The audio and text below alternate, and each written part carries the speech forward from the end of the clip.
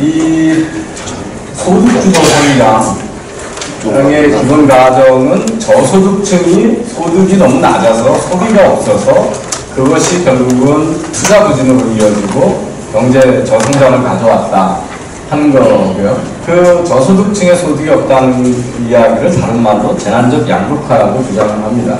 혁신선장은 뭐 어느 정부나 주장하든 규제개혁이니까 별도의 설명이 필요 없고, 공정경제라고 하는 주장도 사실은 우리 사회의 그 경제 전체가 공정하게 돌아가지 않고 갑에 의한 의의 착취구조라고 하는 인식을 전제하고 있습니다. 그래서 소득주도 성장하고 공정경제는 사실 같은 전제를 하고 있습니다.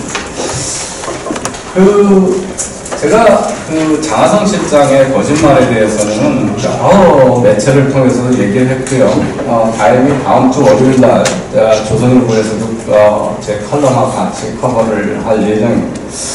근데 이 장하성 실장이 교수 시절에 학생들한테 명성을 얻고 했던 책이 왜 분노해야 하는가라고 하는 책입니다.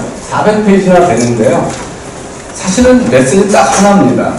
우리나라에서 기업이 만들어주는 부가가치 중에서 근로자가 가져가는 비율이 점점 줄고 있기 때문에 그것이 기울어진 운동장이고 탐욕스러운 기업만 부자가 됐고 가게는 가난해졌다. 이게 그것이 이제 소비 구조로 이어졌다라고 하는 거고요. 그리고 이 양반 족하면 하신 말이 과거 보수 정권의 신기업 정책이 재난적 양극화를 가져왔다. 그래서 요즘 이 말을 바꿔서 과거로 돌아가자는 말이냐 이런 말로 이제 얘기를 하고 있습니다. 근데 이 소위 보수 또는 신자유주의에 의해서 양극화가 있느냐, 나라의 소득이 어떻게 분포되어 있고 재산이 어떻게 분포되어 있고 하는 재는 척도는 많은 게 있습니다. 그렇지만 경제학자들은 아무 척도나 가져가지고 자기가 임의로 만드는 걸 가지고 재난적이라고 하거나 소득격차가 뭐 과하거나 하거나 잴 때마다 달라지는 지표들은 지표로 받아들이지 않습니다. 지표를 선정하는 기준이 있습니다. 그래서 그 중에서 가장 보편적으로 채택되는 지수는 진위계수입니다. 다른 것들은 대개는 문제가 많고요. 그래서 제가 뭐 잘 안 보이시겠지만 그냥 위키피디아를 찾아가지고 OECD 국가의 진위계수를 보면요, 시장에서 벌어지는 진위계수를 보면 아이슬란드 빼놓고는 인구 30만은 아이슬란드 빼놓고는 대한민국이 진위계수가 제일 적습니다.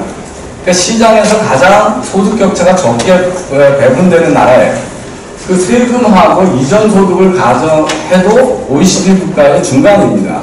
근데 OECD 국가가 전 세계 국가 전체를 보면 그 진위계수가 훨씬 낮은 국가들이거든요. 그래서 도대체 어디서 우리나라가 재난적 양극화냐, 특히 배분이 시장에서 소득이 잘못 배분되어 있다 보면 전 세계가 다 재난적 양극화를 겪고 있다고 결론을 내려야 됩니다.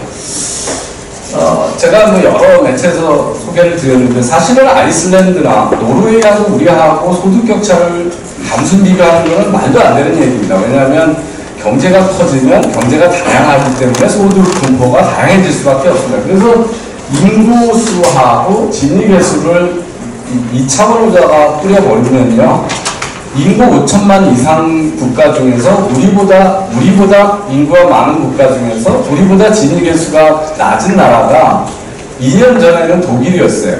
그런데 지금은 우리하고 2017년 기준으로 보면 OECD 통계에 의하면 독일, 한국, 프랑스가 0.27로 동일합니다. 그러니까 우리는 그 인구 규모를 감안하면 전 세계에서 소득 분포가 가장 균질하게 나는 나라입니다. 그 다음에 이제 두 번째 그 숱한 거짓말 중에 하나가 진위계수 이 양극화가 보수 정권에서 이루어졌다는 말인데, 지금 보시면 이게 K다의 윤희석 교수가 그린 그림입니다. 보시면 92년서부터 2008년까지 진위계수가 계속 확대가 왔습니다. 그 92년의 초기는 YS 정권이었고요. 이어서 10년은 그 소위 DJ하고 노무현 정권이었습니다. 그러니까 이걸 정권의 문제로 끌고 가가지고 자꾸 과거로 신기업 정책이나 보수 정부의 정책이 양극화를 확대했다는 것은 통계를 안 보시는 거죠. 사실은 MB 때부터 박근혜 대통령까지 진위계수가 축소됐습니다. 여기에는 사실은 우리나라의 복지 확대가 역할을 좀 했습니다.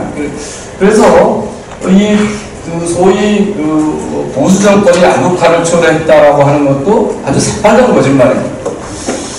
자, 우리나라가 양극화되고 있는 나라냐? 최근 통계를 보도 얼마 전에 발표된 건데요. 소득이 상위 10%가 가져가는 비중을 보면 2013년 4년서부터 17년까지 계속 줄고 있습니다. 하위 10%가 가져가는 비중은 늘고 있습니다. 그래서 이게 어떻게 해서 양극화되는 나라냐? 이게 분배가 격차가 축소되는 나라지. 그래서 이걸 상대적으로 비교로 봐도 양극화가 진행되고 있다는 말은 거짓말입니다. 근데 양극화가 재난적이라는 나라는 어떤 나라일까요? 사실은 양극화가 재난적이면 길거리에 노숙자가 넘쳐나고 아빠도 병원에 못 가고 마약하면서 서로 총질하고 그런 사회가 재난적으로 양극화된 사회입니다. 우리 사회가 그런 사회입니까? 전 세계에서 돌아보시면 아시겠지만 자, 소득 격차 확대가 정말 나쁜 거냐? 저는 이거부터 우선 좀 우리 사회가 바로잡을 필요가 있다고 생각합니다. 그 두 명이 일을 하고 있고 한 명은 실업자여서 100, 200을 벌면 소득 격차는 2지만 실업자가 취업을 해서 50을 벌게 되면 소득 격차는 50, 100, 200이 돼서 4배로 늘어납니다.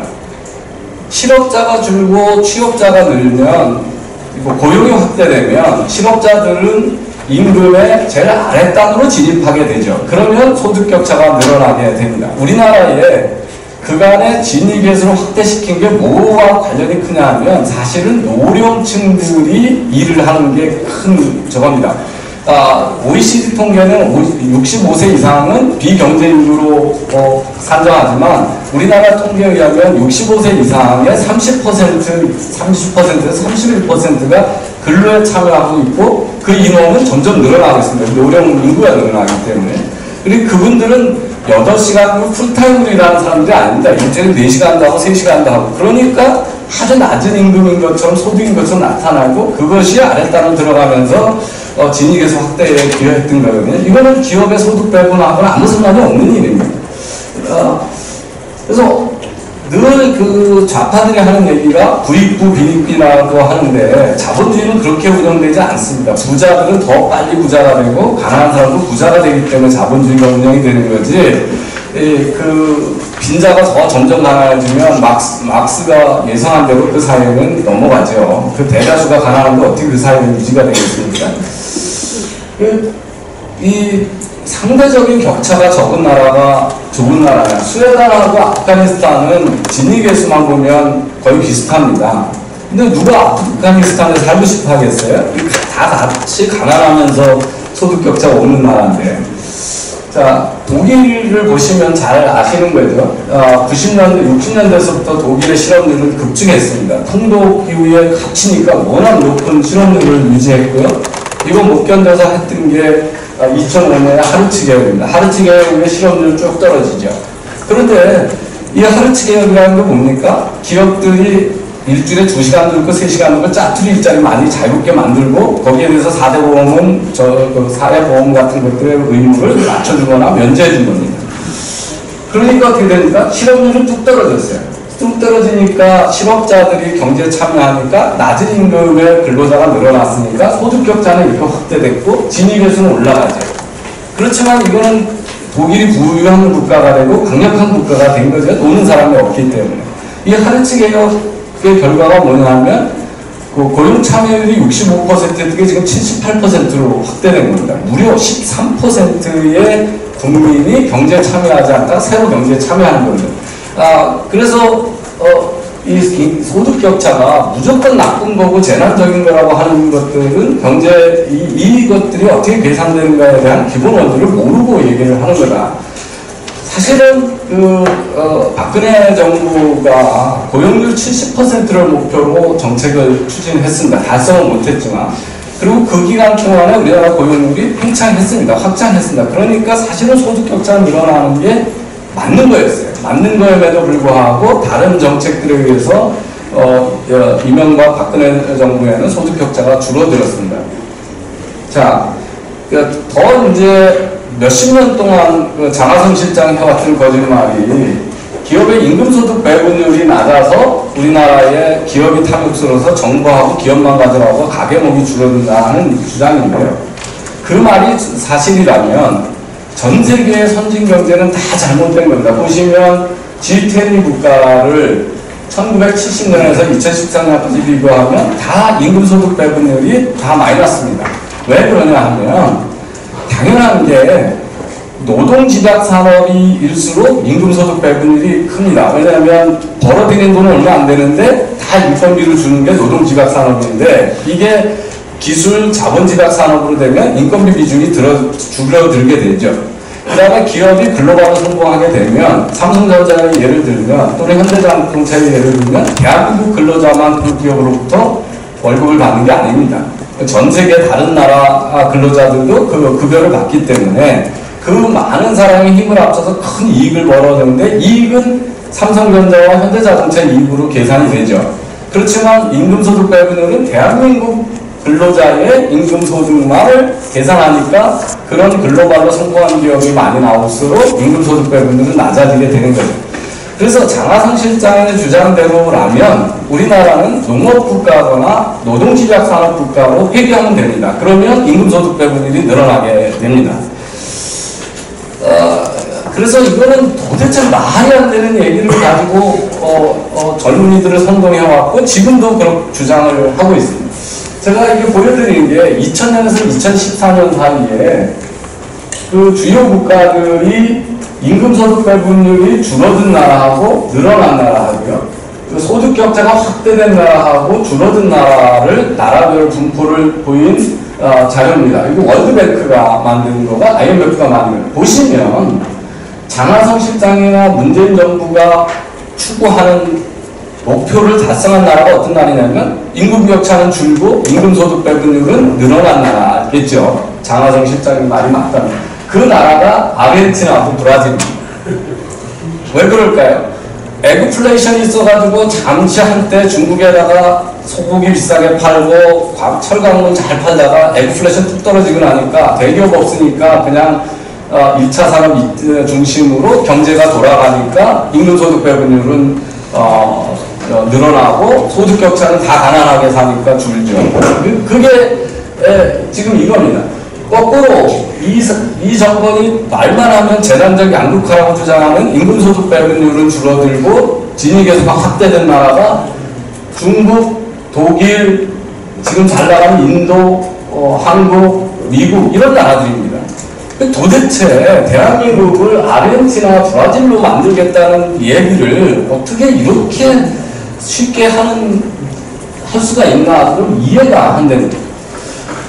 소득주도 성장 정책을 계속 강하게 밀고 가야 된다. 이 발표를 하면서 기자간담회에서 했던 이야기도 저를 아주 경악시키기에 좋겠습니다. 여기서 뭐라고 그러냐면 2000년에서 2017년 사이에 경제는 우리나라 경제는 89.6%가 성장했지만 1인당 국민소득은 72%밖에 성장을 못했고 가계소득은 70%밖에 성장을 못했고 평균 가계소득은 32%밖에 성장을 못했다.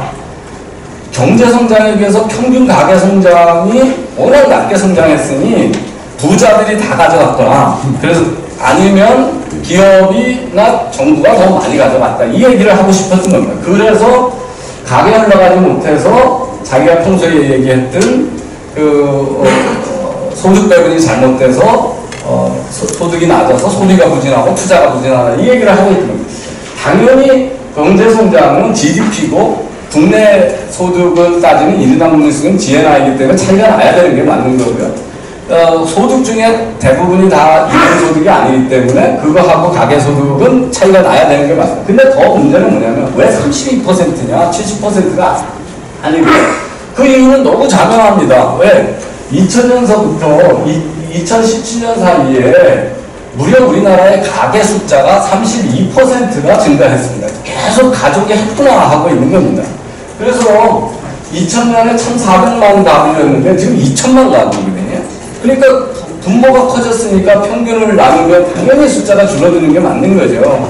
그럼 이걸 뭐 정부가 어떻게 하라는 얘기예요? 지금 옛날로 다시 80년대, 90년대로 돌아가서 조부모, 부모, 자식, 손자가 한 집에 3대가 같이 모여 살라고 하는 얘기예요? 뭐 어떤 얘기예요? 이 평균 가족 인원수도 3.1명에서 2.5명으로 줄어들었거든요. 사실은 가족수, 이 가구수가 늘어나거나 하면 평균은 32% 증가가 아니라 23.6% 증가해야 맞는 겁니다. 그만큼 가구수가 많이 늘어나는 거예요. 도대체 산수를 안 해놓고 이걸 가지고 이제 국민들을 호도하는 겁니다. 자, 우리나라의 저소득층이 누구냐? 최저임금을 올려주면 저소득층이 도움이 되냐를 보면요.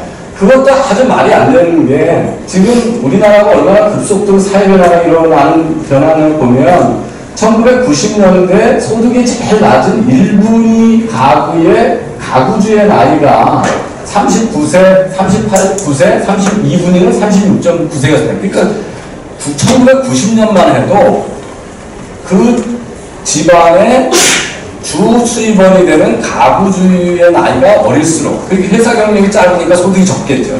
그랬는데 지금은 1분위의 가구주의 평균 나이가 65.3세입니다. 그리고 다 고령 가구가 이 1분위를 차지하고 있고 2분위가 56.4세입니다. 그러니까 이쪽은 사실은 이 1분위 가구 중에서 근로를 하고 있는 비중은 한 30%밖에 안 됩니다. 그러니까 이쪽이 최저임금을 올려가지고 혜택을 보는 게 아니라 노인이니까 힘없어서 그냥 쉬운 작업을 허드렛이라도 하고 소일을 했던 분들을 쫓겨나게 하니까 대려 더 어렵게 만들어 놓은 거죠. 그래서 그 다음에 이제 우리나라 부자가 다 가진 것처럼 얘기하는데 우리나라 미국의 시별 소득을 100으로 놓고 일본하고 우리하고 분포를 보면 우리나라 1분위가 미국에 비해서 좀 많이 처지는 걸로 되어 있지만 다른 분위는 거의 80% 동일하고 부자들은 훨씬 미국보다 적습니다. 이게 이제 미국의 아주 초후와 부자들까지 나누는 거고 그 다음에는 이제 한국하고 일본의 분포인데요. 그래서 우리나라 부자들이 다른 나라보다 훨씬 많이 가져간다는 것도 맞지 않고 우리나라가 1분위가 소득이 많이 처지는 이유로 나타나는 이유는 아까도 말씀드렸지만 가족 분화에 의해서 고령화가 늘어나는 현상이 지금 이런 현상을 가져오는 겁니다. 이 고령화의 속도가 가장 빠르기 때문에 저 현상이 우리 사회가 지금 해결을 못하고 있는 거죠. 국민연금이 없는 고령화 가구수가 지금 늘어나고 있기 때문에 그렇습니다. 빈곤층이 없어서, 빈곤층이 소득이 없어서 소비가 안 되기 때문에 소득을 해야 되고 투자가 중요하다고 말씀을 하셨는데요. 그것도 경제의 우리나라 실상을 안 보시는 거예요. 이게 지금 뭐냐면 2010년서부터요. 우리나라의 가구들의 가처분 소득 중에 총 소비가 어떻게 받고 있는가를 보시면 계속 소비를 줄여가지고 전체 한 2010년에 보면 거의 80몇 %를 소비를 하고 10몇 %를 저축을 하는 게 지금 70% 이하로 내려왔거든요. 소비 비중이. 그러니까 이게 소득이 없는 게 아니라 소득이 있어도 안 쓰는 겁니다. 그러니까 안 쓰는 게 이유가 뭐냐. 미래의 불안을 감지하기 시작한 겁니다. 국민들이. 그게 언제서부터 시작된 거냐. 조선업의 대규모 구조조정 때 하고 배를 같이 합니다. 그 이후에 내가 안전하다고 했던 직장들도 무너지는구나. 이것들이 우리 사회의 불안 심리를 상당히 자극을 했습니다. 그래서 돈이 없어서 안 쓰는 게 아니라 미래에 대한 희망이 없어서 지금 불안 심리가 있어서 돈을 안 쓰는 거고요. 그래서 주요 국가, OECD 국가의 주요 국가들이 가처분 소득 대비 몇 %를 소비를 하나 1인당 소비를 나눠보면 OECD 평균을 100으로 뺐을 때 우리는 지금 한 68% OECD 평균보다 훨씬 돈을 안 쓰고 저축을 많이 하는 나라입니다. 그래서 미국은 160%니까 우리하고 미국하고는 거의 2배 반 소득 대비입니다. 이게 절대액을 얘기하는 게 아니고요. 그래서 여기 조사대상 국가를 보면 우리나라 세 번째로 폴란드하고 헝가리 다음에 한국이 가장 소비를 안 하고 있는 나라로 지금 떨어져 있습니다. 어느 나라나 진보주의자들 좌파들은 소득 격차를 되게 과장하는 경우가 있습니다. 미국도 보시면 소득이 옛날처럼 쉽게 파악이 되지 않습니다. 왜냐하면 그 기업이 근로자한테 주는 혜택이 워낙 다양해졌기 때문입니다. 그러니까 뭐 의료보험, 4대 보험을 통해서도 그렇고, 프락시 쉐어링, 이익 공유제나 스탁옵션이나 막 이렇게 되기 때문에 잘 안 되는데, 미국도 보면 소득 격차가 늘어나는 것 중에 이게 1인 가구의 소득 격차 가구수입니다. 그래서 1인 가구가 계속 늘어나기 때문에 소득 격차가 늘어나는 것처럼 돼 있듯이 이 가족 구성 변화가 급격하고 전 세계에서 우리나라가 가장 급격합니다. 가족 분화의 속도, 고령화 속도가. 그래서 그게 통계치에 그대로 착시 현상을 일으키는데 이건 다 기업의 배분 문제, 시장의 배분 문제로 몰고 가는 것들은 그런 통계가 왜 나왔는지를 이해를 못 하시거나 알고도 자기 정치적 이념에 맞게끔 해석을 엉터리를 하거나 두 개 중에 하나입니다. 김상조 위원장이 요새 삼성이나 재벌그룹의 지배구조에 대해서 계속 압력을 가하고 있고, 저는 뭐 개인적으로는 직권남용이고 위헌적인 발언이라고 생각합니다. 그 정부의 고위 관리자가 어떻게 사기업의 지배구조에 대해서, 그리고 아주 오만한 거죠. 그 기업이 우리가 기대할 수 없었던 기적을 만들어냈는데 지배구조가 지속 가능하지 않다. 그 김상조 위원장이 삼성그룹의 지배구조가 지속 가능하지 않다는 걸 어떻게 판단할까요? 저는 경영학을 평생 했습니다만 경영학 이론에 이게 바람직한 지배구조라고 나온 유일한 해법을 제시한 경영학 이론은 어디에도 없습니다.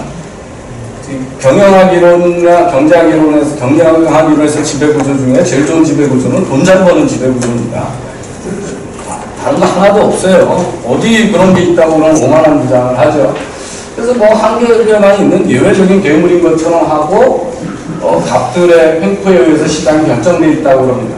근데 이들은 시장의 약자들도 자구수단이 있다는 걸 인정하지 않아요. 자구수단이 뭐냐면 시장에서 최종적인 자구수단은 거래를 철회하는 자유입니다. 가맹점이 그렇게 나한테 나쁜 짓을 하면 계약 끝났을 때 독립사업을 하면 되고 다른 가맹점으로 가면 되지, 그 가맹점 밑에 왜 계속 있겠습니까? 거기 계속 있는 게 다른 선택을 하는 것보다 좋으니까 있는 거죠. 근데 그걸 인정을 하지 않죠. 그리고 제가 지난달에 핀란드를 갔는데요. 세계 4대 엘리베이터 회사가 고층 건물이 없는 핀란드에 있습니다. 그게 코네라고 하는 회사입니다. 이 회사가요, 이 증조부께서 1924년에 인수를 해가지고 회장을 하시다가 아들로 4대째 내려와가지고 거의 100년을 지배하는 회사입니다.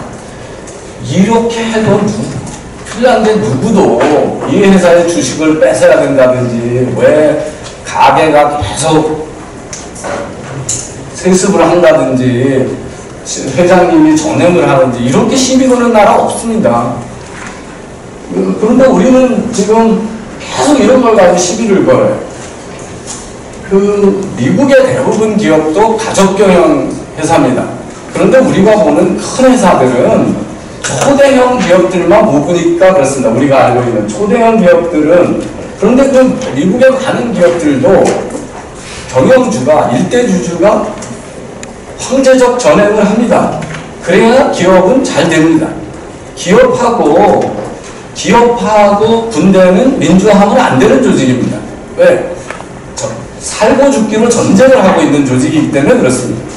그런데 그걸 자꾸 민주화해야 된다고 주장을 해요. 기업의, 우리가 자본주의의, 현재 자본주의의 위대한 발명은 뭐냐 하면, 경영 능력을 가지고 있는 최고 경영자한테 다른 사람이 돈을 몰아주고 그 사람의 의사결정권을 존중해 주기 때문에 부가 많이 창출되는 겁니다. 그거를 자꾸 무슨 정당 조직하고 착각을 하는 거야.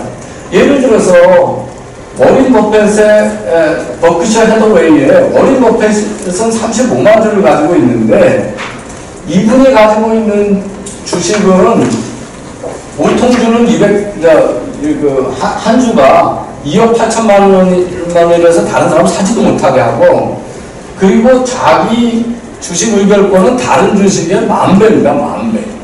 그러니까 아주 소수 지분을 가지고도 이 양반 혼자 의사결정을 다 하는 겁니다.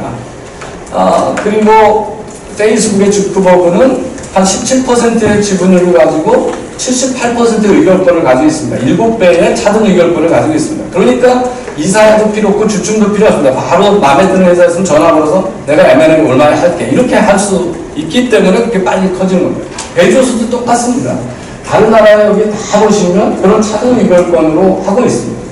그리고 이 회사는 인베스트먼트 뱅크로 투자은행인데 그냥 사모펀드잖아요. 펀드 금융회사인데 그 밑에 IBM도 있고 코카콜라도 있고 애플 주식도 가지고 다 가지고 있습니다. 그런데 왜 삼성생명이 삼성전자 주식 가지고 있는 게 그게 문제가 된다고 얘기를 하면 다른 나라에서 다 허용되는 거예요.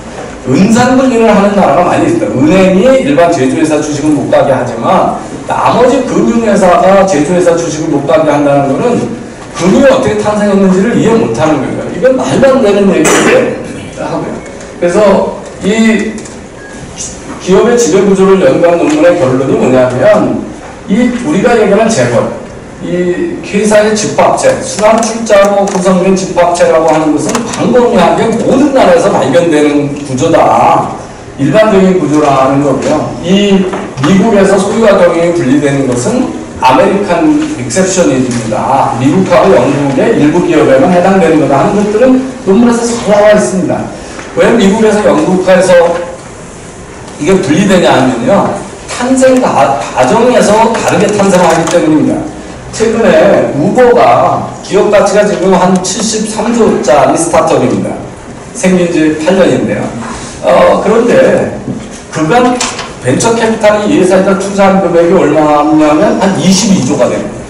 그러니까 창업자가 큰 회사를 만들기 위해서 금융회사로부터 대규모 자본을 인수합니까? 수여를 받으면 자기 지분이 희석이 돼서 아주 소수가 되죠. 그러면 IPO 할 때쯤 되면 이 대규모 투자하는 금융회사가 이사회를 장악하게 됩니다. 그들이 대주주이기 때문에. 그래서 이런 탄생 과정이 다른데 미국하고 영국은 시장이 크기 때문에 작은 자본으로 사업을 하면 생존할 수 없기 때문에 큰 자본이 필요했고 금융시장을 통해서 조달했기 때문에 이런 건데 그것도 아닌 걸 가지고 자꾸 역사를 부정하면서 한국의 모든 기업들이 커졌으니까 미국처럼 내야 되는 것처럼 얘기를 합니다. 자, 이게 타타그룹의 계열사 간의 순환출자 모습이고요. 이게 도요타그룹의 순환출자 모습입니다. 이게 에스터라우드의 순환출자 모습이고 이게 루이비통의 순환출자 모습입니다. 전 세계에 미국에 있는 회사들도 순환출자 모습이 이렇습니다. 그리고 많은 경우에 창업자가 재단을 만들어서 하면 재단이 많은 주식을 가지고 또 소유를 합니다. 그래서 이 두 분, 우리 문재인 대통령의 생각을 지금 조정하고 계신 생각의 조정자들, 장하성 실장이나 김상조 위원장이 상당히 위험하고 잘못된 생각을 가지고 있다는 얘기를 이제 말씀을 드렸고요. 어떤 분배 구조가 나타나는 이유는 사회 경제적 이유가 있고 교육 격차가 있습니다. 제가 누누이 강조하는 우리나라가 교육 격차도 가장 큰 나라다. 세대별 교육 격차다. 제 부모님은 다 무학이셨거든요. 그렇지만 저는 그 몇십 년 차이 때문에 저희 누나는 저보다 4살 먼저 태어났기 때문에 초등학교만 나오고 나중에 독학을 했습니다. 왜? 그 4년 사이에도 우리 부모님의 경제 사정이 너무 달라졌던 거죠. 경제개발 기반. 그런 사회 경제적 교육 격차를 우리가 단순간에 제거할 수는 없습니다. 왜 많은 장년층의 우리나라가 자영업자가 그렇게 많느냐. 그 자영업자가 많은 분들은 지금 큰 제조업 기업에서 일할 만한 교육적 배경을 갖고 있지 않은 겁니다. 그게 우리나라의 교육 격차로 남아있는 거고요. 세계화되고 기술 변화가 되고 아까 얘기했지만 인구 구조가 바뀌고 가족 구성 바뀌고 이런 것들이 다 소득 배분과 가족의 빈곤에 영향을 미치는데 이쪽 문제는 다 외면하고 오로지 노동시장을 조작해서 침대에다 발을 맞추는 쪽으로 몰고 가니까 사실은 문제 해결은 안 되고 점점 이제 부작용이 커진 거고요. 제가 우리나라만 가계의 그 소득이 경제성장만큼 굳이 안 올라가는 게 예외인 것처럼 보이시지만 이게 2016년에 맥킨지가 우리 세대가 처음으로 아버지보다 가난한 아들들을 기르고 있다는 건 냈던 보고서입니다.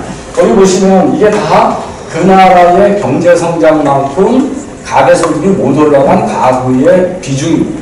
다 서부 유럽의 65% 70%의 가구가 경제성장만큼 소득이 못 올라갑니다. 근데 이제 그런 이유 중에 대부분을 보시면 여러 가지 이유가 있는데 하나는 제조업의 고용 비중이 다 줄고 있습니다. 성역화가 돼서 자동화돼서. 근데 제조업은 임금은 되게 고르게 줍니다. 그런데 서비스업으로 이전을 하면 의사, 판사, 사자 들어가는 분들은 많이 받고 식당에 가서 일하는 분들은 되게 조금 받습니다. 그래서 이 서비스업의 그 고용 비중이 커지면 이런 현상이 일어나고 있는데 이거는 전 세계적인 현상이지 우리나라의 문제고 우리나라만 제조업 보고 계속 전체 고용을 뭐 50% 담당하라 그런 제조 없습니다. 우리는 지금 다른 나라보다 고용 비중이 높은 나라거든요. 그렇지만 계속 감소하고 있습니다. 글로벌 경쟁이 커져가지고 보시면 글로벌 경쟁이 얼마나 큰 영향을 미쳤냐면 92년 YS에서 97년 IMF 직전에 섬유, 가죽, 신발, 농림업의 고용이 단 5년 사이에 40%씩 줍니다. 이게 뭐냐면 중국이 글로벌 경제에 들어왔고 우리가 노동집약 산업을 중국한테 다 넘겨준 겁니다. 그래서 식탁의 반이 지금 중국 음식으로 쌓여진 거죠. 그러니까 그분들이 거기서 가발 공장, 왈사스 공장, 신발 공장에서 일하던 분들이 다 음식점 종업원으로 갖고 자영업을 차린 겁니다. 그게 우리나라의 소득 분포를 바꾸기 시작하는 모멘텀입니다. 근데 지금 우리가 어려운 게 뭡니까? 이 노동집약 산업이 아니라 이제는 자본집약 산업이 중국하고 일본한테 위협을 받고 있다는 사실이거든요. 그래서 지금 우리가 이미 미국보다 제조업가가 높은 나라가 됐고요. 이게 보시면 2000년서부터 2016년까지 우리나라의 단위 인건비인데요. 단위당 임금이 이게 한국이고 이게 일본입니다. 일본은 잃어버린 20년 동안 단위당 임금이 훨씬 낮아져가지고 이미 20년 전보다 낮습니다. 그리고 우리는 그새 이렇게 올렸기 때문에 현대자동차가 요새 도요타한테 경쟁력을 많이 유실한 겁니다. 이런 문제들은 쉽게 해결할 수 있는 근본적인 문제들을 해결 안 하고 이 제조회사의 원가를 다 높이는 정책을 지금 쓴 겁니다. 그러니까 최저임금도 대기업하고 상관없다고 생각하지만 대기업이 사는 물건들은 다 이제 다시 최저임금이 반영돼서 다 물가가 올라가게 돼 있습니다. 택배 비용도 올라가야 되고요. 물류 비용도 올라가야 되고 다 이게 순차적으로 이전되게 돼 있습니다. 보시면 독일이 왜 강한 나라냐 보시면 아까 노동개혁 이후에 그 전부터 독일은 생산성보다 임금이 천천히 올라갔기 때문에 단위 생산 임금이 다른 나라보다 월등히 낮게 지금 책정되어 있는 나라입니다. 이게 현실입니다. 경제는 냉혹한 거죠. 내가 남보다 싸게 만들어야 이길 수 있는 거죠. 자, 일본 보시면 이게 노동 생산성이고요. 이게 임금 인상률입니다.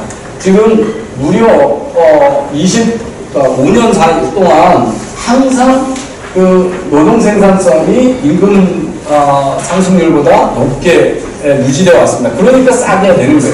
근데 우리는 지금 어떻게 된 거냐? 노동 생산성이 1% 올라가는 때에 최저임금을 16.4% 올린 겁니다. 선두회사만 이익을 다 가져가는 이상한 세상이 됐고 작은 나라, 작은 회사들은 인재를 못 뽑아서 다시 소득을 많이 못 주는 이런 인재 경쟁이 시작되고 있는 이런 세상입니다. LG전자도 훌륭한 회사인데 스마트폰을 받아가서 돈 하나도 못 벌죠. 적자를 보죠. 삼성전자만 봅니다. 그래서 세계 1등이 안 되면 이익에 참여하는 기회가 점점 좁아지는 세상에 우리가 살고 있고 이거는 20년 전하고 다른 모습입니다.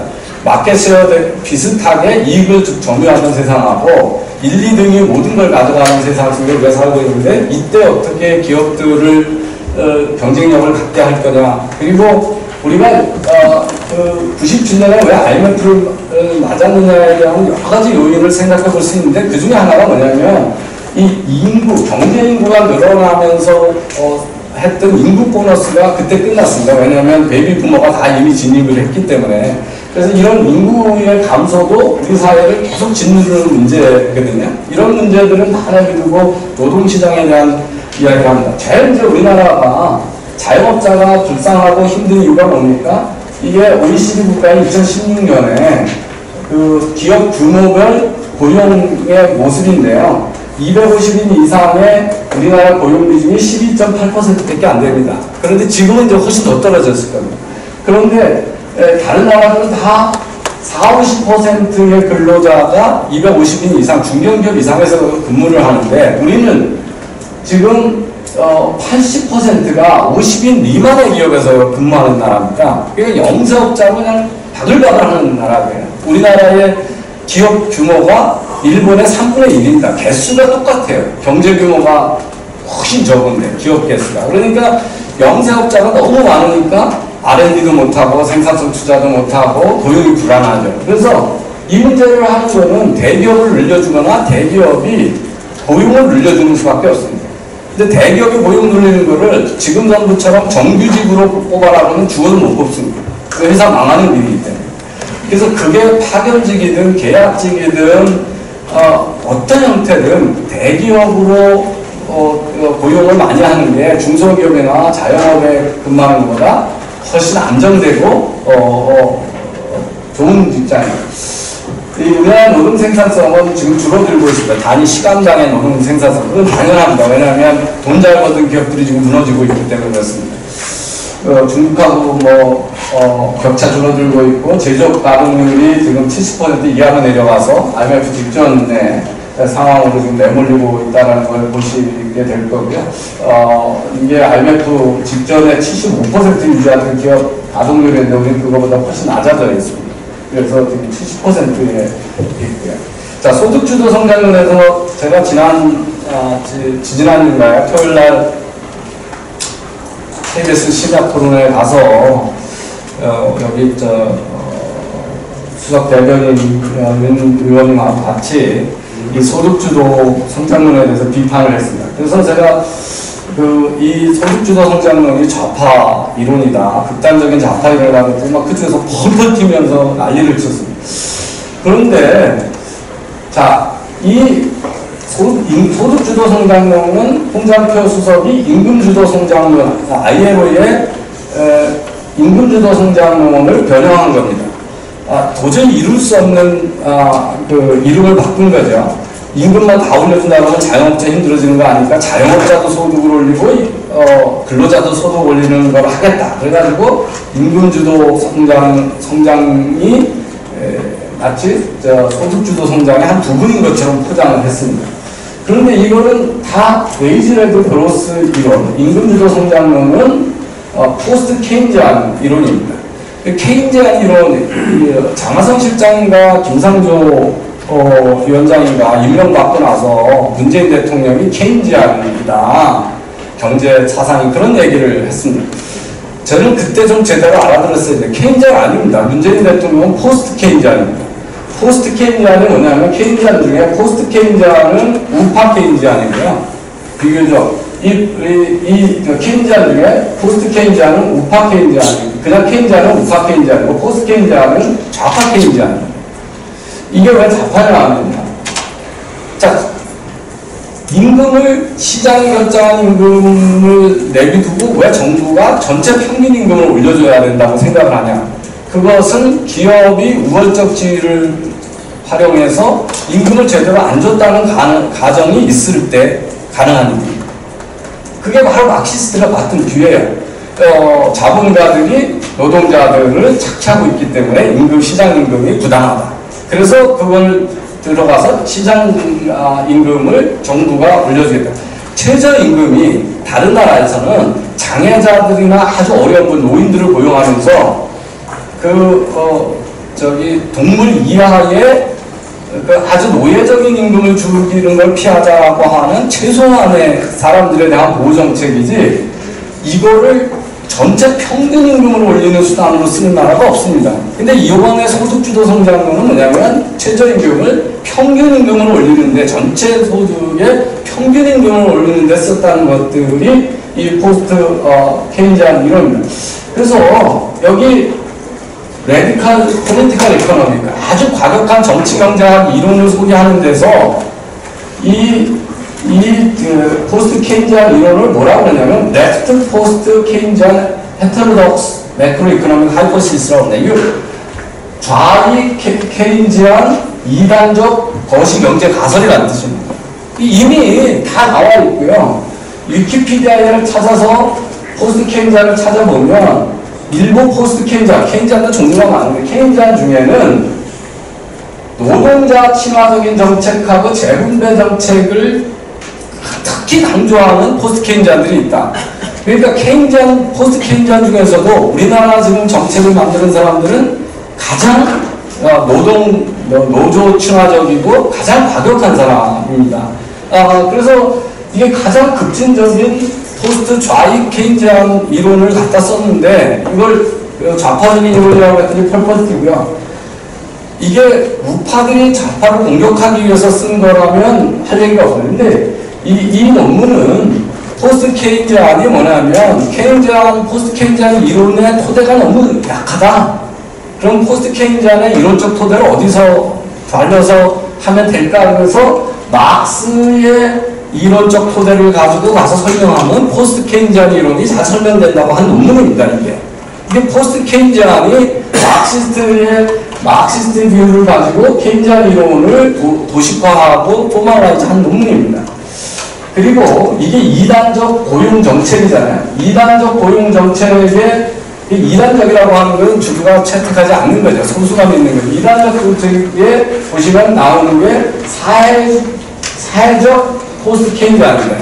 이게 바로 우리나라의 지금 문재인 정부의 중추 경제 정책이 지극히 소수의 컬트들이 믿는 이단적인 거고 레디칼한 거고 좌익적인 거고 마크시스트 비율이라는 거라고 하는 것은 이 이론을 만든 사람들의 입에서 만들어진 이야기인데 그걸 부인하고 있습니다.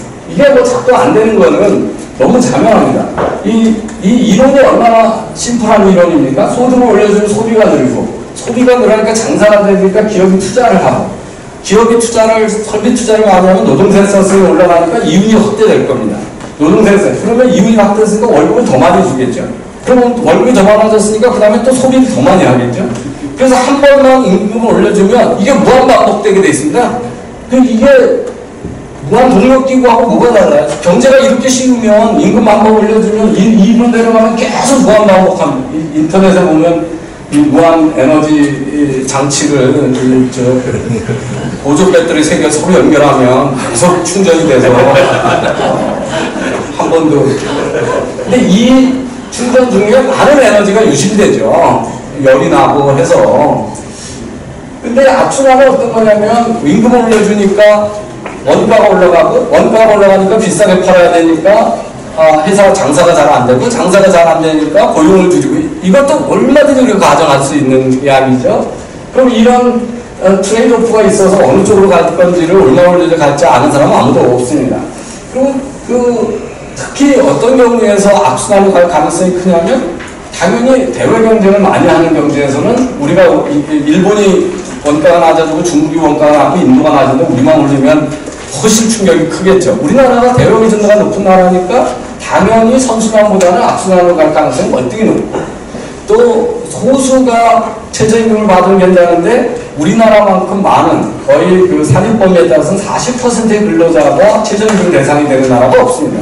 그러니까 자영업자가 많고 영세기업이 많은 나라에서 훨씬 충격이 크고 악순환으로 가게 되는 거죠. 그래서 제가 그렇게 임금을 올려서 경제가 성장이 된다 그러면 우리 가난한 나라가 왜 있냐. 이 정책만 하나 쓰면 전 세계가 다 부자가 됐어야 되는데 최근에 월드뱅크에서 1960년대 가난한 나라 101개 국가 중에서 선진국으로 진입한 나라가 2008년까지 13개밖에 안 됩니다. 그 중에 하나가 대한민국이에요. 그러니까 우리가 한강의 기적이라고 그러죠. 그러니까 전체 국가 중에 10%만의 경제성장에 성공을 한 거죠. 이 성공을, 그러면 나머지 국가들은 다 바보냐는 거예요. 그 90개 국가는 다 바보라서 성장을 못했냐는 거예요. 그 성장률이 없기 때문에 그렇습니다. 획일적인 성장. 제가 이거 그냥 우리가 과거로 돌아가자는 말을 해서 과거가 잘못된 것처럼 온 국민한테 지금 세뇌를 하고 있어요. 과거가 잘못됐으면 어떻게 해서 우리나라가 이 경제에 왔느냐라고 하는 걸 따져봐야 돼요. 이게 1960년에 지금 가격으로 2014년 가격으로 국민소득이고 이게 2014년에 국민소득입니다. 그러니까 우리나라가 어떠냐면 1960년에는 1000불 조금 넘는 국민소득에서 지금 3만 불이 된 국민소득이 된 거죠. 그러니까 우리보다 이쪽에 있는 나라들은 옛날에 우리보다 잘 사는 나라입니다. 그러니까 우리보다 못 사는 나라가 우리보다 지금 소득이 높은 나라는 여기 적도 기니아 아프리카 국가 딱 하나입니다. 그리고 과거의 60년대보다 그 격차를 더 벌린 나라는 없습니다. 우리가 다 좁혔고 싱가포르가 그 격차가 크게 안 줄어들고 계속 발전하고 있는 나라입니다. 그래서 이게 이제 60년대 격차고 지금 격차니까 이쪽이 좀 길죠. 여기서 짧으니까 우리가 싱가포르하고 격차도 줄였고. 그런데 이걸 잘못됐다고 자꾸 하고요. 이 임금주도 성장론을 개구리가 오면 비가 온다라고 해서 비 오게 만들려면 개구리를 두드려서 울리면 비가 오냐. 이게 인과관계의 문제죠. 사실은 비가 올 거기 때문에 개구리가 온 거지. 개구리가 울어서 비가 오는 거 아니고. 제비를 풀면 봄이 옵니까? 가을에? 그런 이야기입니다. 이게 결과 변수끼리 상관관계를 가지고 설명하기 때문에 이 웨이지 주도 성장론은 임금 주도 성장은 맞지 않다라는 거고요.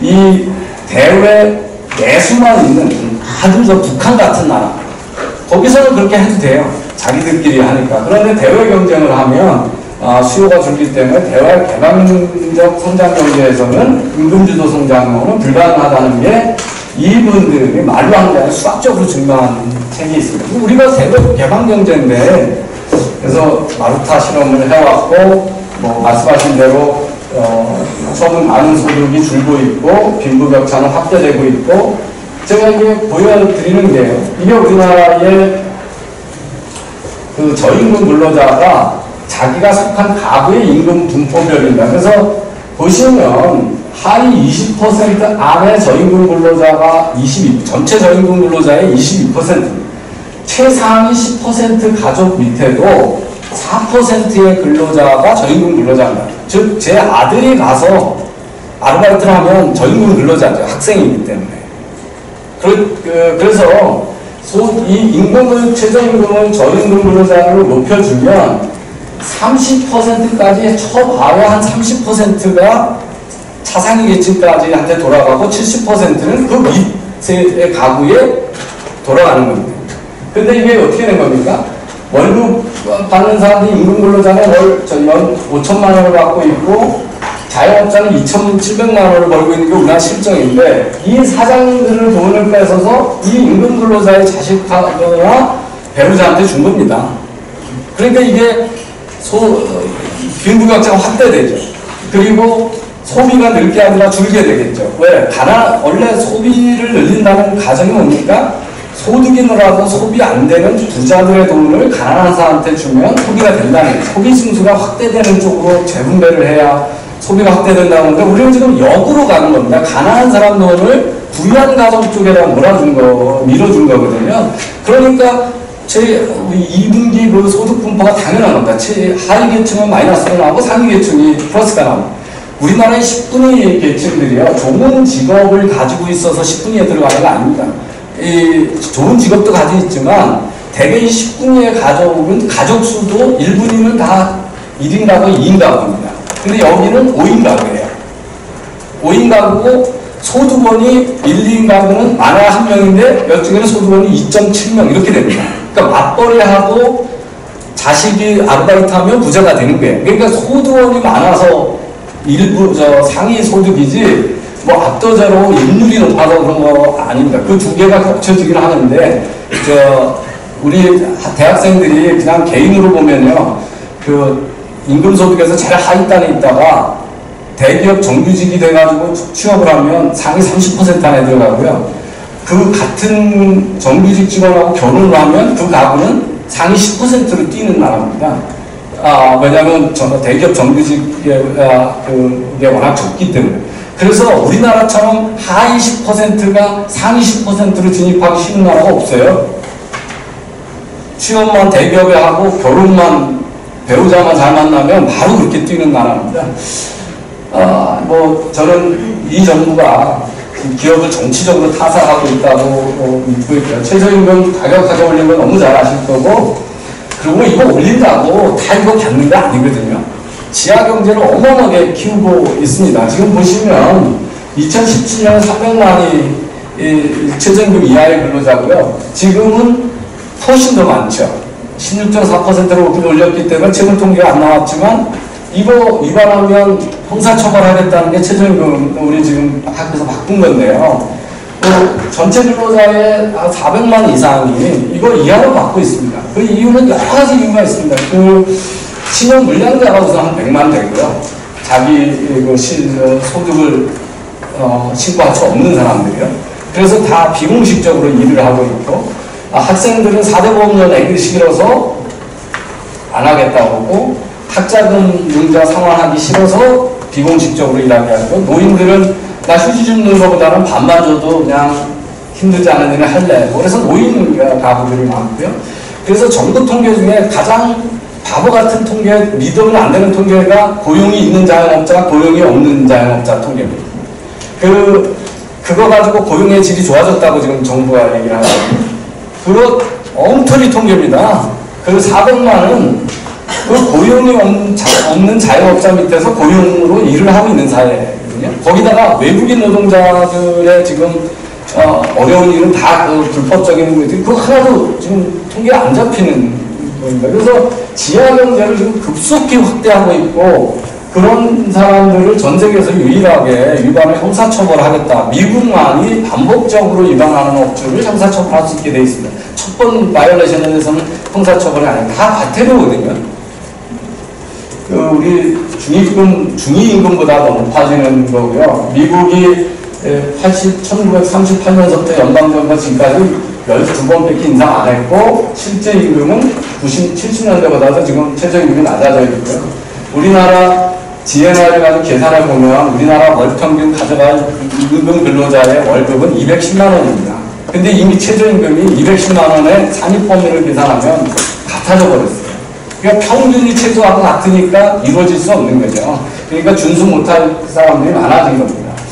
그 최저임금을 최저 가계 생계비로 생각하는 오해들이 많이 있는 거죠. 왜? 최저임금은 그 가구들은 요새 혼자 벌어서 먹고 사는 가구 없습니다. 그래서 혼자 벌어서 소비를 다 할 수 있는 그런 최저임금 주는 나라 없고요. 이제 소득서이라는 가처분 소득이 실제 가처분 소득이 마이너스로 갔고 그렇게 전 정권 얘기를 하는데 박근혜 정부 말까지 처분 가는 가처분 소득은 다 플러스 성장하고 있었습니다. 그런데 2017년서 들어와서 지금까지 계속 마이너스예요. 빨간이 0 이하이지 않습니까? 그러니까 우리나라 평균 월 가처분 소득을 낮춘 거는 문재인 정부가 과거 정부가 아니에요. 그 일자리 통계도 자꾸 7월에 5천 개 만들었다고 쓰는데요. 들여다보시면요. 정부가 세금으로 만든 일자리가 22만 개. 그 다음에 8리터에서 관치로 만든 일자리가 한 10만 개 됩니다. 그 은행에 다 줄고 있는데 그 금융권 불러가지고 억지로 채용하라고 했더니 플러스 6만 몇천 개 늘어나게 돼 있습니다. 지난해까지만 해도 3만 8천 명씩 줄든 또 이상한 게 무슨 게 있냐면요. 2월서부터 7월까지 매월 농림업 종사자가 6만 5천 명씩 늘고 있습니다. 이거 우리나라 매년 줄든 영역이거든요. 그러니까 거제도에서 해고 나면 시골로 가면 그게 농업 취업 인구로 잡힌 겁니다. 그래서 그거 다 감안하면 7월달 통계는요. 민간 부분에서 많게는 44만 개의 일자리가 전년 대비 줄어져 있는 겁니다. 제가 이제 좀 말씀드릴게요. 자, 일자리 예산으로 일을 만드는 거에 대해서 조금 의원님들하고 정부에 대해서 좀 제가 주의를 좀 함께할 필요가 있을 것 같아요. 잘 아실 텐데요. 모든 예산은 일자리와 관련이 있습니다. 일자리 예산이 따로 있는 거 아니죠. 우리가 노인복지를 올리면 복지예산이라고 이름을 붙이지만 그 돈 받은 노인들이 소비를 하는 거고 그 소비 때문에 민간 일자리가 유지가 되는 거고 더 많이 주면 활성화가 되겠죠. 즉 직접 일자리와 간접 일자리지 일자리 예산이 따로 있는 거 아니다. 정부는 다 민간 부분의 수요에 영향을 미치게 되니까. 그러면 직접 일자리 예산을 집어넣을 때는 어떤 확신이 있어야 되냐면 간접 일자리보다 일자리를 유지하거나 만드는 데 더 효율적인 예산이다. 이렇게 얘기를 해야 직접 일자리 예산이 정당화되죠. 왜냐하면 직접 일자리 예산을 돌린다는 얘기는 간접 일자리 예산을 줄였다는 얘기잖아요. 그러니까 그 이쪽이 같은 돈에서도 더 많은 일자리를 일으킬 수 있을 때만이 직접 일자리에 투입하는 돈이 가능해지는, 정당화되는 거죠. 그런데 우리 예산, 한번 요번 정기국회에서 당당히 요구해 보십시오. 직접 일자리 예산으로 투입된 돈들이 몇 개의 일자리를 유지하고 만들었냐. 그걸 간접 일자리로 했을 때 얼마나 더 네트로 만들었냐. 저는 이 직접 일자리 예산이 절대 일자리 못 만든다고 확신합니다. 그 이유 중에 하나가, 첫 번째 많은 쓰는 돈이 뭡니까? 자기네가 올리면 최저임금 올라가는 걸 자영업자 대신 대주는 돈이죠. 그거는 없어지는 일자리를 좀 천천히 없어지게 만들어주는 것이 일자리 늘리는 예산은 절대 아닙니다. 두 번째는 청년 장년 창업 지원을 하는 게, 기존 장사하던 사람들이 수익성이 낮아가지고 폐업이 확 늘어났는데, 거기 경험 없는 사람이 자영업에서 창업해서 들어가라? 그게 어떻게 일자리가 만들어지겠어요? 이 소득주도 성장이 수익성을 뚝 떨어뜨린 거잖아요. 자영업의 수익성을. 그러니까 이거는 국가적으로 발휘될 수가 없습니다. 그 다음에 청년이기 때문에 옆에 값싸게 공공시설에다가 임대료 낮춰가지고 지원해준다. 그 일자리는 지켜집니다. 순간적으로. 그렇지만 옆에 임대료 다 내고 장사하는 사람들은 어떻게 되겠어요? 힘겨운 경쟁이 되는 거죠. 이거는 시장의 교란에 의해서 눈에 보이는 거는 지켜지는 것 같지만 옆에서 없어지는 일자리가 있는 겁니다. 그래서 경쟁이 이렇게 서로 연결되어 있는 건데, 인위적으로 일자리 예산이라고 하는 것들이 일자리 만들어진다는 거는, 이번 정부는 그간 54조가 어떻게 일자리 만드는 데 실패했나를 분석보고서가 있어야 추가적으로 넣으면 왜 어떻게 달리하기 때문에 일자리가 생기는지를 설명할 필요가 있는 거죠. 돈만 더 넣어서 안 됐으니까. 제가 요즘 자주 인용하는 말이 있습니다. 페이스북에서 자주 쓰는데요. 아인슈타인이 바보를 어떻게 정의했냐면, 안 되는 일을 방법을 바꾸지 않고 기대만 다니면서 계속 반복하는 사람, 이게 바보의 정의라는 얘기를 해요. 그럼 지금 몇 년간 54조 써가지고 안 됐으면, 그런데 왜 방법을 달리하지 않고 똑같은 방법을 돈을 더 쓰면 이제는 생길 거라고 하는 기대를 하는 거예요. 소득주도 성장론이 효과가 안 나온 게 아니죠. 효과가 나왔습니다. 역으로 나온 거죠. 역으로 나온 거가 같은 방법으로 계속하면 갑자기 정으로 바뀔 거다. 차가 뒤로 가겠다고 리버스로다 기어놓고 엑셀에다 계속 밟으면 뒤로 가는 게 갑자기 앞으로 갑니까? 이게 같은 얘기잖아요. 그래서 일자리에서. 그 다음에 이 세 바퀴, 톱니바퀴 얘기도 얼마나 황당하냐면 다 좋은 얘기 같아요. 근데 소득주도 성장론의 본질을 보면 원가 상승입니다. 기업 입장에서 원가 상승입니다. 그 다음에 공정경제는 뭐냐 하면 거기도 원가 상승하고 경영권 위협입니다. 지금 공정경제라. 그러면 혁신경제를 규제개혁을 해도 어떤 문제가 생기냐면, 기업은 규제개혁, 혁신성장은 뭐냐면 진입장벽을 낮추는 겁니다. 경쟁을 유도하고 못하는 사업을 하게 해주는 거죠. 그런데 그거는 사업을 하기 위한 필수 조건이지 투자의 충분 조건은 안 돼. 투자 충분 조건은 뭐냐면 사업을 해서 돈이 남을 거라고 하는 판결이 투자의 충분 조건이죠. 그런데 앞에 소득주도 성장론하고 공정경제라고 하는 지금 정부가 쓰는 정책은 돈을 안 남거나 돈이 남아도 내 돈이 아닐 거라고 하는 걸 만들어 놓은 정책들입니다.